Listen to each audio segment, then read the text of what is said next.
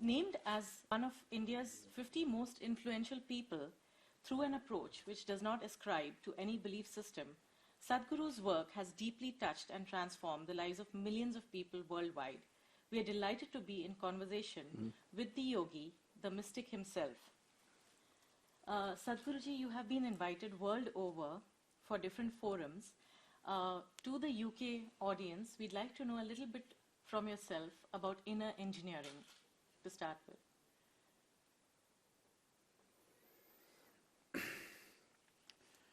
Today we understand that if anything around us has to work well, it needs to be well engineered. We understand that much. Why don't we understand that if this has to function well, this needs to be engineered well too?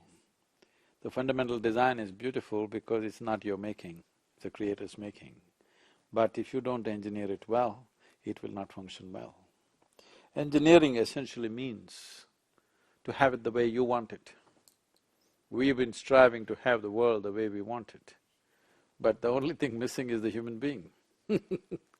So, as we engineer the external situations, it's more important to engineer the interiority of who we are.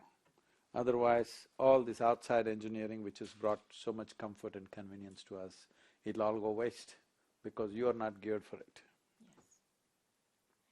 And we'd like to know from you about the Isha Foundation's growth and progress and work which it has made in the last year and in the plans for the coming year. This is not about the Isha Foundation's growth. My work is not about growing the foundation. We've tried to keep the foundation as lean and small as possible, but in spite of that it's grown. But the important thing is that the world is opening up to handle their inner well-being in a scientific manner. For a long time we have handled inner well-being with belief, with faith, with philosophy, with ideology. It is time that you address your interiority also in a scientific manner, using technologies for well-being. So as there is a science and technology for external well-being, there's a whole dimension of science and technology for inner well-being. So, for the first time, in many ways, because human intellect is growing, because human intellect is active like never before, more people can think for themselves. Unless there is a scientific way of doing it, it is not going to work for them in future. Yes. So, it is in that context, the reach and the impact of the foundation has grown. So, this is not really about the growth of the foundation. It is a joy to see that people are beginning to approach their inner well-being in a scientific manner, and it's very important for the future of this world. Yes. And we'd like to know that despite the growing comforts and luxuries as we heard in the lecture, why is this diseases like depression and anxiety growing in the modern world, and how do we address this? There are a variety of reasons, but fundamentally, today modern medicine is handling it this way that for every ailment, health and ill health has a chemistry to it. Balance and imbalance has a chemistry to it. Joy and misery has a chemistry to it. Every human experience has a chemical basis to it. In many ways, because of the food that we eat, the air that we breathe, the way we live, our thought process, our emotions, and the kind of pressure that people are putting upon themselves, above all, trying to fix entire life by fixing the external situation, this has led to an imbalance within people, which they are suffering in many different ways. It is not just because there is some external situation, no. Even children are committing suicide today, in thousands. When our children start committing suicide, at least then we must know we are doing something fundamentally wrong. So what is wrong is just this, we think that by fixing outside everything is going to be okay. No. By fixing outside, comfort and convenience will come. Well-being will never come. If well-being has to happen, one has to address the interiority of who we are. And how do people such as the Indians living here, who are disconnected from the roots, draw on the spirituality living here?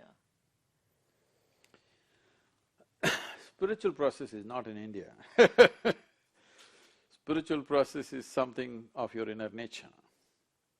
It is not in the East or in the West, it is within. So it doesn't matter where you are. Right. And what would be your message to the ladies living in the United Kingdom, and especially since, the Indian ladies who may be housewives and, again away from their home, how should they use your principles to live a better life?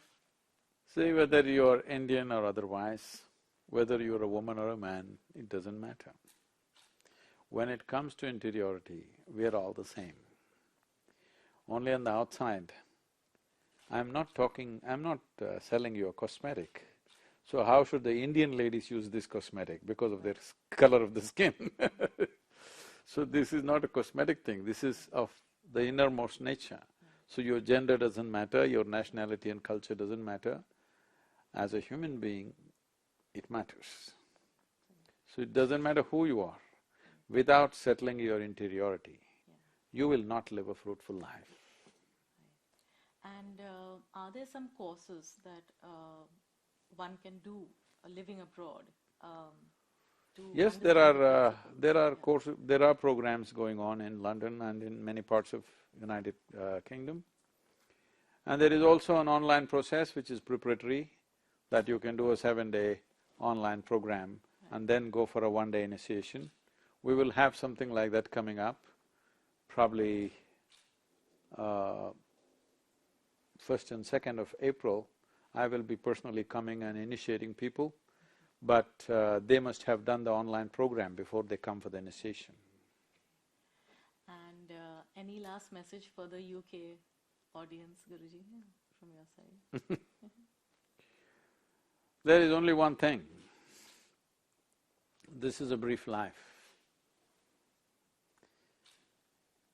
Whatever you may do, without tasting what is within you, you don't know life.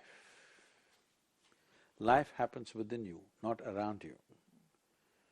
What happens around you is the ambience of life. The life is really happening within you. If you don't get a taste of that, you will go without tasting life. So it's very important that every human being should turn inward and at least invest a certain amount of time and energies to turn inward. If this doesn't happen, you will see you will have everything and you will have nothing. It's my wish and my blessing. Everybody should know the nature of who they are.